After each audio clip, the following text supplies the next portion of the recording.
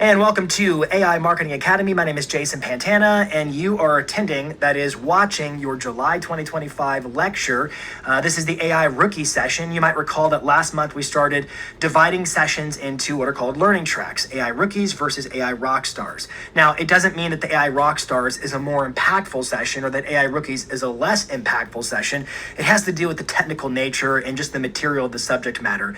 This is a little bit more foundational, a little bit simpler, but the impact is equally as powerful. And today's topic for our rookie session is GPTs for everyday marketing. Now, you may recall last month during our rookie session, we talked about custom GPTs in ChatGPT, and we talked about projects in ChatGPT and when to use either or option. And today we're going to double down on custom GPTs, specifically giving you ideas and also the actual instructions and GPTs themselves to conduct your everyday marketing. Now, without further ado, let me get my slides up on the screen for us to take a peek at here today as we dive into our topic. And I want to begin with this encouragement that you never stop marketing.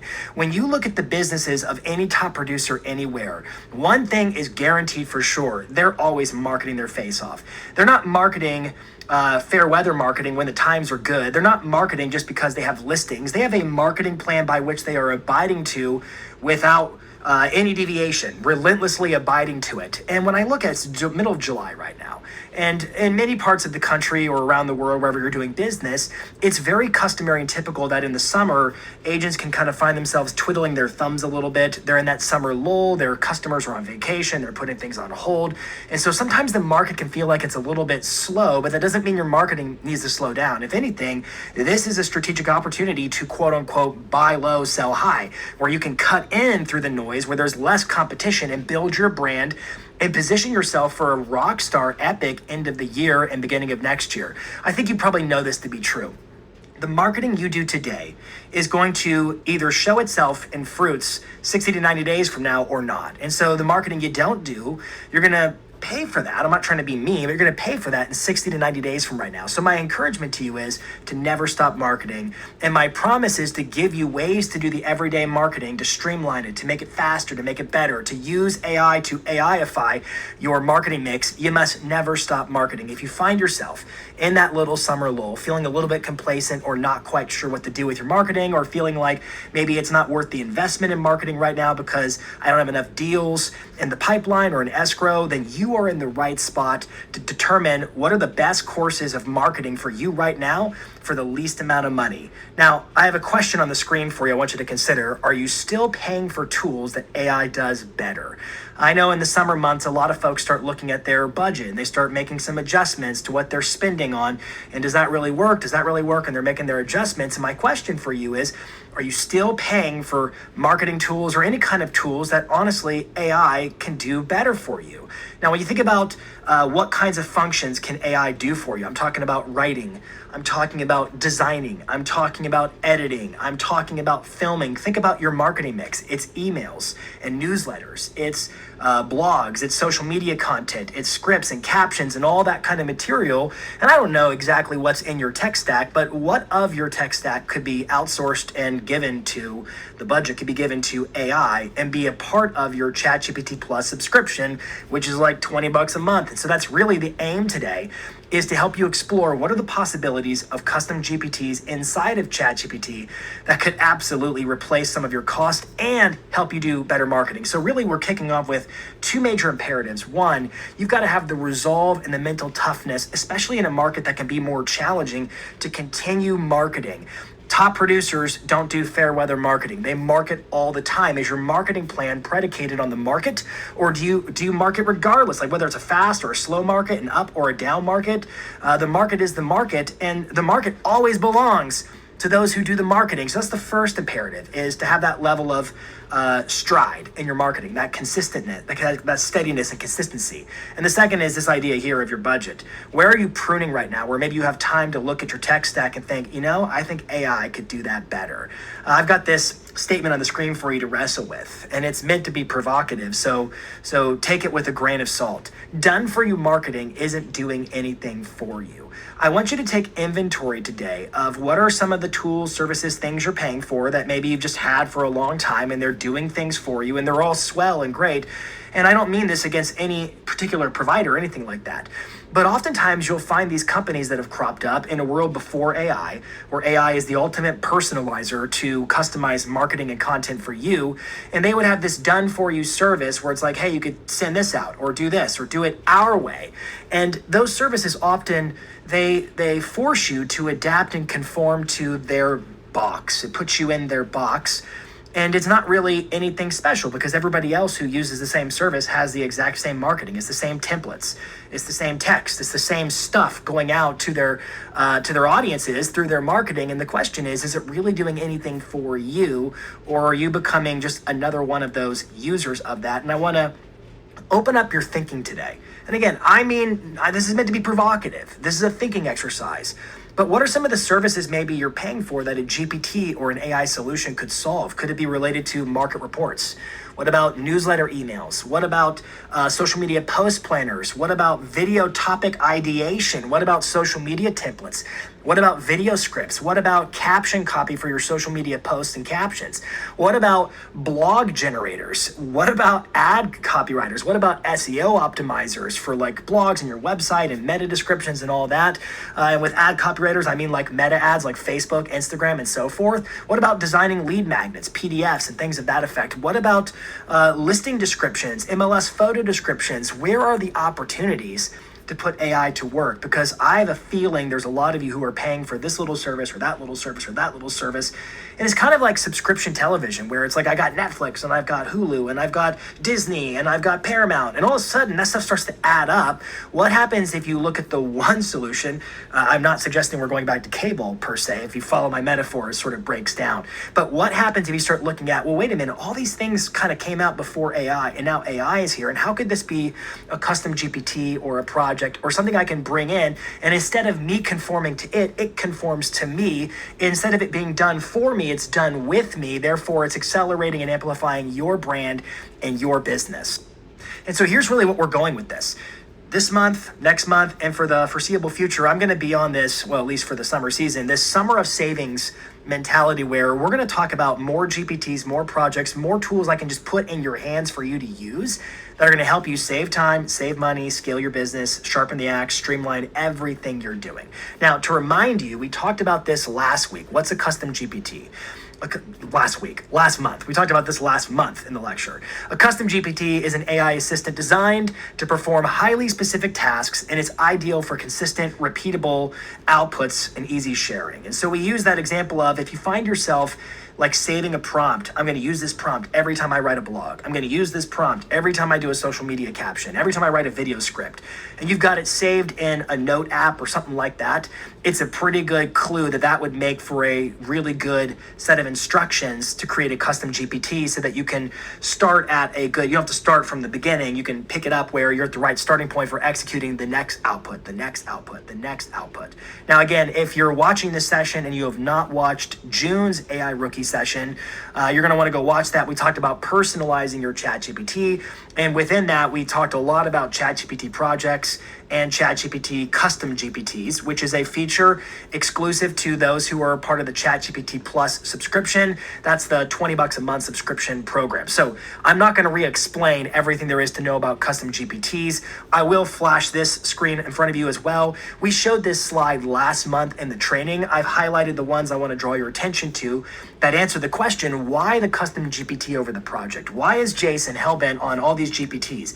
GPTs for listing descriptions, GPTs for all these tasks that are repetitive, recurring tasks in my marketing, in my business, that I might find myself persuaded to give money to some other service when I'm like, whoa, I could do it myself and I could do it my way. And it could be unique to me and it could be my secret sauce for my brand. That's the power I see here in using AI. Second row says specify custom instructions.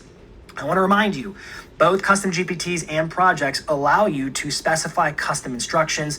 As always, I'm going to give you those instructions. These are the hard-coded instructions that tell your GPT, hey, this GPT is designed to do A, B, and C like X, Y, and Z. You spell out for it what its rules are that it is bound to in every respective chat you have with that specific GPT.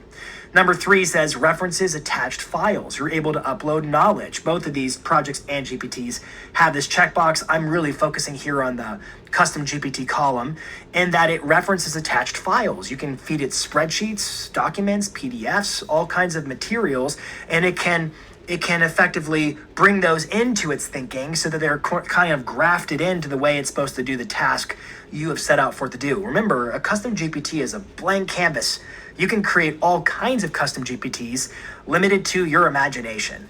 Next one, let's skip down to 5, says makes external API calls. I want to remind us that we are in the rookie session. We're not going to really get into APIs today. So if you don't know what an API is, fret not. However, they have the ability to communicate with outside apps. And so your GPT could just, hypothetically, you could connect it to a Google Drive where you could say, hey, could you actually put that into Google Doc for me? And within ChatGPT, it could perform an action sort of in the background where it goes and takes whatever the output was in your chat and it literally puts it into a Google Doc. And so you can do all kinds of API connections. You could feed Zapier, you could feed Google, you could feed lots of different, it could be WordPress, your website. There's endless possibilities. However, I want to make a note. API calls are not required for this training. For this to be able to do all the things I've promised, you do not need the API calls. I just want you to know it's there because it's a really cool feature. Number 6, organizes all of its chats. GPTs don't. They operate in a vacuum. So just because you had one chat and you got, it was really swell, does not change how it's going to perform the next time. Now there's a trade-off to this because you're going to notice the project says it does organize its chats. And it starts to, and down here, let's skip down to number 9, learns from other chats. Because the GPT does not organize its chats, every respective GPT session you have with your custom GPT has no awareness or knowledge of any past session. It is uninfluenced, unattached. It operates in a total vacuum of itself. All it has, you open up ChatGPT, it's got its rules. That is the instructions that you fed it. It can reference whatever files you gave it, and that is all the world it knows. It is under the dome of that training, whatever you gave to it. Versus a project can actually go beyond it, organizes the chats, and it actually learns from other chats. And so you can actually, over time, shape or misshape your project instructions. If you made a project and you gave it your custom instructions, again, we talked all about this last month, so go back and watch those if you haven't. But if you misuse the intention of the project, it can actually start to skew and distort the project's own understanding of how it's supposed to work time and time again. So one of the reasons I like a custom GPT is it's hard-coded. It's locked in. It does it the way it does it, and that's all there is. And then I skipped over, you can share it with others. So for example, a GPT could be, I'm going to share my GPT with you today. So we're going to get to a resource later on today. And not only will I give you my custom instructions and tell you how to build my GPT, but if you're just like, Jason, I don't want to build it, fine, you can just use mine. I'm going to give it to you because I'm able to share it with you as an AIM member so that you can just get all the benefit out of it. Notwithstanding, this is a training session, so we're going to continue training, and I'll get to that in a little bit. Number 10, we said adheres to account settings. The GPT does not. And so, again, last month, we talked about your account level settings, custom instructions that govern every single chat you have within ChatGPT, except for your custom GPTs. Your custom GPTs operate in a vacuum. They are designed to be used for specific tasks. My GPT for writing MLS photo descriptions. Today, we're going to talk about my GPT for writing blogs. That's what I'm going to give you, and you build them in this handy-dandy little configuration space where you're able to name it, describe it, give it a custom little icon. You're able to specify your instructions. I always give you those instructions. You can have little conversation starters that they can tap a button to get it started. You can upload your files, again, spreadsheets, documents, whatever knowledge you want, and then you can test your GPT over here. You create it, you can share it, you can make it private only to you. You can make it, it's kind of like YouTube videos where a YouTube video can be public. Anybody can find it on YouTube. It can be unlisted. You have to have the link to find it, or it can be private. Same basic idea with custom GPTs. You can decide who can access your GPT and who can't. Now, the main resource we're going to explore together today is linked below this video on the page, and it's called Custom GPT that writes your blogs for you. And this resource is very, very detailed in terms of explaining how it works. I want to break it down with you. So let's jump over to Google Chrome real fast. And we are inside of my profile for my membership into the Academy. And so again, the lectures are always up here, the labs, and you have your library. You're gonna find it's right here, the custom GPT that writes blogs for you. It's a bot, so it's also in the bots, but I've already opened up the tab to take a look at it. And as always, my resources for you always follow a specific structure. They have a what this is, and they have a how to use it section, and then we have the resource at the very bottom. They always follow that same structure, so they're predictable for you. Anyways, looking at the what this is, I'm gonna just zoom in a bit for us. This resource gives you a plug and play system to create or use a custom GPT that writes strategic blog posts tailored to your content, your goals, and your style. It is designed specifically for you as an agent, so everything's built around your business goals. Now you have two choices here. This is new, I haven't done this before. You can either use the pre-built GPT that I've linked below, or you can build your own. So normally, I've always just given you the instructions and told you how to build your own. And I'm still gonna do that, or you could just click here where it says custom GPTs versus, that's the wrong resource. You can scroll down and it says launch the Done With You Blog Writer GPT, and that is the link. It is exclusive to you as a member of this academy, and it will open up your chat GPT for you and will allow you to use this custom GPT so you can write blogs. So with that being said, I wanna show you how it works first, and then we'll circle back and we're going to break down the instructions. You can see that the instructions are here. All you have to do is click the little copy clipboard. It copies it to your device, like it's Command C, copies it to your device, and then you would paste this, of course, in the instructions setting. So if I jump back over to the slides, just really quick, you would paste it here in your instructions if you were going to create your own GPT. Once again, we went through that last month, so all the resources you need are already inside of AIM on exactly how to create a custom GPT. Okay, so let's open up our custom GPT. I'm gonna jump over to my ChatGPT account, and you can see I've linked up my Done With You Blog Writer GPT. Remember, it's done with you. It's not done for you. Done for you means you conform to their box. Done with you means it conforms to your brand, your vision, your goals. And I want you to reimagine the possibilities of your marketing if AI was a symphony playing your music, not somebody else's, metaphorically speaking.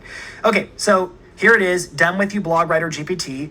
It's a real estate blog writer that creates strategic, publish-ready posts in your voice, optimized for SEO and local authority. It was made by me, Jason Pantana. Message, you're done with you, GPT writer. I'm gonna say, let's write a blog. So I'm just gonna type that in there really fast. And you know what, while it's working, I think I'm gonna switch out of the app and jump over to the website so I can zoom in and make the text a little bit bigger.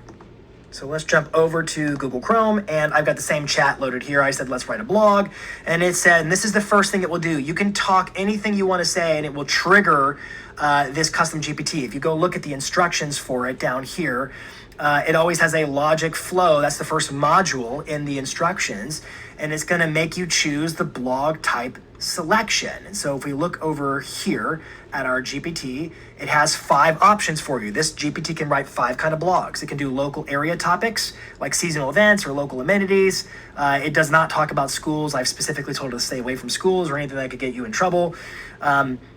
A market insight based upon MLS data or general housing trends. It can write a blog about buyer or seller advice. This can be educational or how-to content about a listing spotlight. You want to highlight one of your listings, or it can be a repurposed social media post that's based upon a YouTube or Instagram post you provide. Sometimes it's able to, you can just give it the link and it can crawl the link and get the contents, but that depends upon how you published to Instagram or YouTube. So you may have to give it the caption or the transcript or something like that for it to actually know what the contents of that post are. So first things first, you just start a chat and like, let's say we're gonna do a market insight. So I'll just say, let's do a market insight, okay? And then it's gonna follow more logic and it's gonna go to the next phase. Now, while it's working, it says, perfect, let's dive into the market insight blog. It asks, do you want me to research the current topic or the area, or are you providing notes, a file, or a link? So it's gonna ask you that. Now, I just wanna kind of compare what it does. It does have notes here, like if you don't answer one of the 5 topics in the instructions, it's like not gonna move on. It's gonna lock in with you there. Number 2, the second module is the content input. Asks, do you want me to research this topic, or are you providing the notes, a file, or a link? And look what it did. It followed the instructions that were governing its performance. And so I'm gonna say, I'll give you a file. It's my MLS data here. And then I have some data handy that I got the other day. This is Franklin, Tennessee year-to-date listings.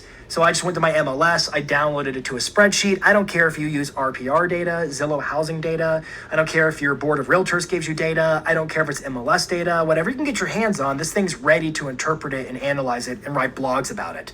Heck, it could be screenshots of stuff that you say, here's some screenshots of some market report I found. Don't violate copyright stuff, but I'm just saying this thing is ready to work with whatever you feed to it data-wise. I am choosing to use MLS data. I just dragged it and dropped it. I'll give you a file. Here's my MLS data here, and let's click go. Now, it's going to take that data in and ingest it, understand it, but while it's doing that, we're going to move to the next module. You're going to notice that these instructions are organized in modules. Module 1, Module 2, and then it's following all this stuff. It does have some notes. If the user, that's you, selects repurpose social posts, it's going to ask some additional questions just to make sure it gets what it needs. It's got some error handling built into it for you. Number 3, keyword targeting and brand integration, which, by the way, I want to repeat. You can go, I'm teaching you how this thing works, but all you have to do is click this link right here and it's yours just to use it if you want. But I think it's good to know how it's functioning. So it's going to be keyword targeting and brand integration next. And so if we look below, let's scroll to the bottom. Thanks, I've loaded your MLS data for Franklin, January through July. Before we analyze the insights, can you confirm what are the key trends or takeaways you'd like to highlight? So I'm going to just answer number 1. I'm going to say, you decide, I want to appeal to would-be sellers. So what are stats that might motivate them to list this summer? Don't exaggerate. Dig deep to find something compelling and accurate. Then I hold down Shift, Enter to do a line break. Number 2, I can't stand this. This is driving me crazy. I just fixed that there. Number 2 is, should I compare this year to last year or just focus on the data I gave you? And then number 3, Shift Enter, is, are there any specific neighborhoods or price points you want to spotlight? No, the data is for all of Franklin, which is where I want to focus. That said, if there's a price segment like under 2 mil or something, any amount, that gives you the angle you're looking for to motivate would-be sellers, go for it. Okay, so once I have this, I'll generate a summary of the key insights and we'll base the blog on. Okay, so I'm going to submit my responses to it, and it's now analyzing my MLS data. Now, we can actually peek under the hood and see what it's doing. It's breaking down all the spreadsheet data. So my MLS, it exports differently than other MLSs. Every MLS exports a specific way. And so if you look at the spreadsheet, it's got different columns, tons and tons and tons of columns and headers. And so what it's doing is it's trying to understand what all of those mean right now. And so it's performing its analysis. And I'm going to circle back to, so right now it's struggling with, it looks like your MLS doesn't have a close price to continue. So it's actually figuring it out. It figured out the sales price, not close price. It's working through the data. Okay, so I'm going to close the hood here. This is all of its internal thinking. So analysis errored, and it's working through it. It's still reanalyzing now that it figured something out. So let's just jump back over to the modules of the instructions and look at what's going to happen next. Let's read ahead, if you will. And number 4 is going to be a call to action objective. It's going to ask you, do you want to schedule an appointment, download a guide, watch a video, join my email list, follow me on social? Should I integrate the call to action naturally into the blog or include it only at the very end? It's going to ask you, the call to action objective is our 4th module. Okay, so it's got our data. And here it goes. Do you want to rank this blog for any specific keywords or phrases? Oh, we haven't answered that. It's still back in module 3, my bad. So module 3 is going to ask about keyword analysis and brand integration. So it's going to say, do you want to rank on any specific keywords? 1 is yes, stuff related to selling a house/home in Franklin, TN, and other local related and topic related terms, real estate agent, keyword stuff. I'm just talking to it in everyday language. I want to win more listings. Shift enter. Number 2. Do you want me to include your name, profession, and market to build local authority? You bet. Jason Pantana, Franklin, TN, and realtor or real estate agent or listing agent. Okay, so I've submitted those.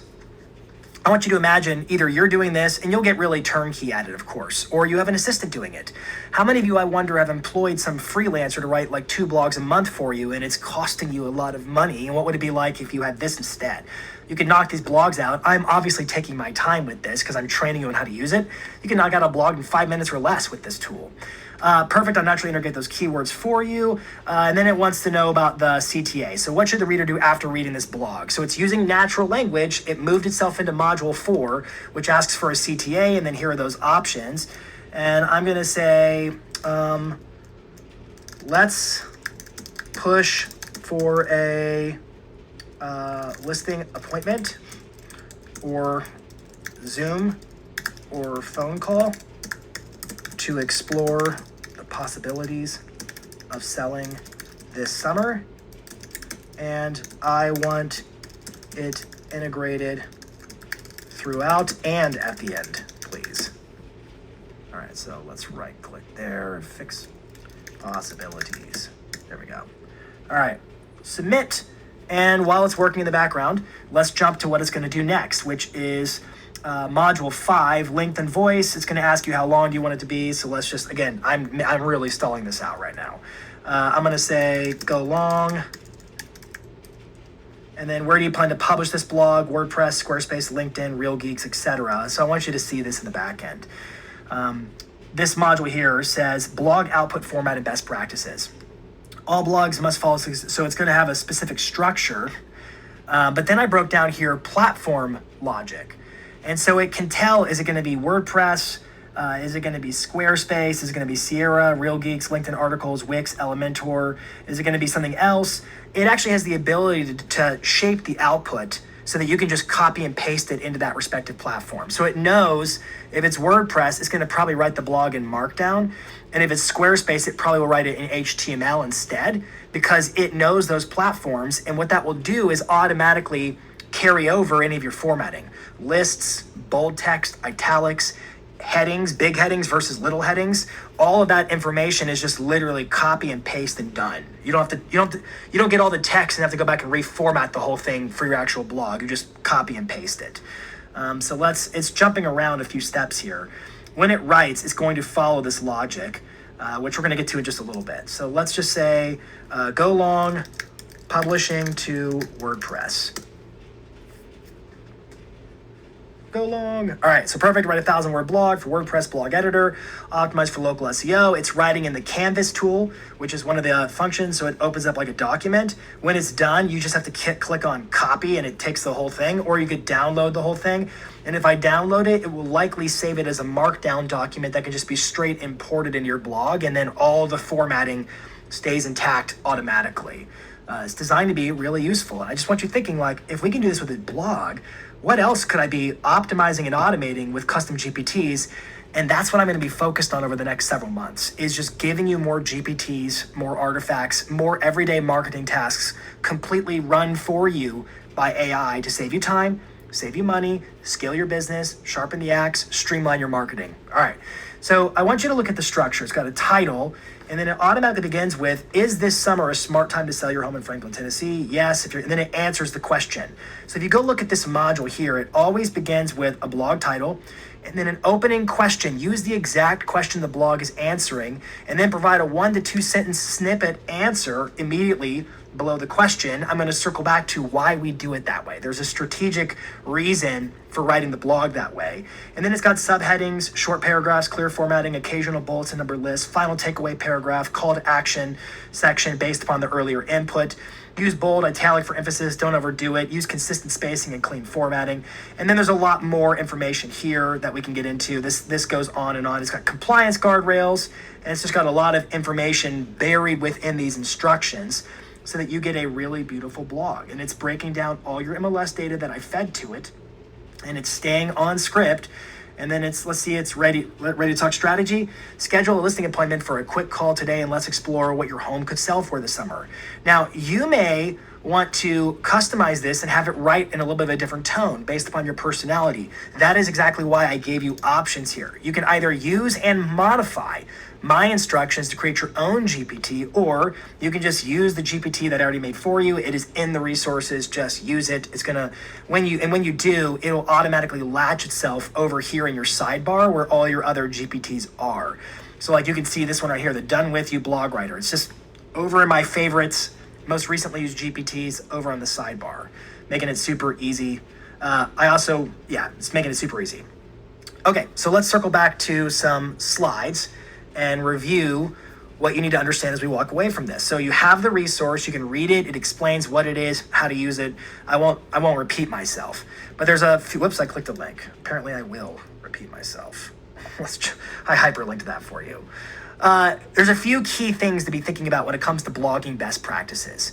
One is your blog should answer questions, because we want to predict what people are searching for and then give a clear, extractable answer. You're going to notice when it comes especially to AI snippets and overviews and like ChatGPT search, they're looking for content that immediately answers the nature of the question being asked in the search. And so if you want to optimize your blogs to be the featured answer, the featured snippet, or the AI overview answer, what we do is we intentionally put the question and a short answer right at the very beginning of every blog. That's why I structured the blog instructions the way that I did. Number two, you're going to notice this blog writer, this Done With You blog writer integrates keywords. It's going to weave in your local terms to boost your local relevance so that when people go looking for answers in their local marketplace, ChatGPT, Google, these search engines are going to bear in mind the detected location of the searcher, terms they're using, and we're going to build local authority so that when it comes to answering these questions for your marketplace, you become the go-to resource.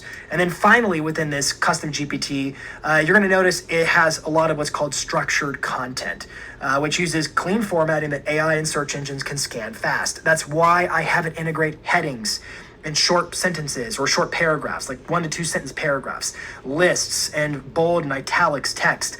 I had all that formatting instruction built in there so that it makes it really easy for AI and for Google to crawl your content and prioritize it.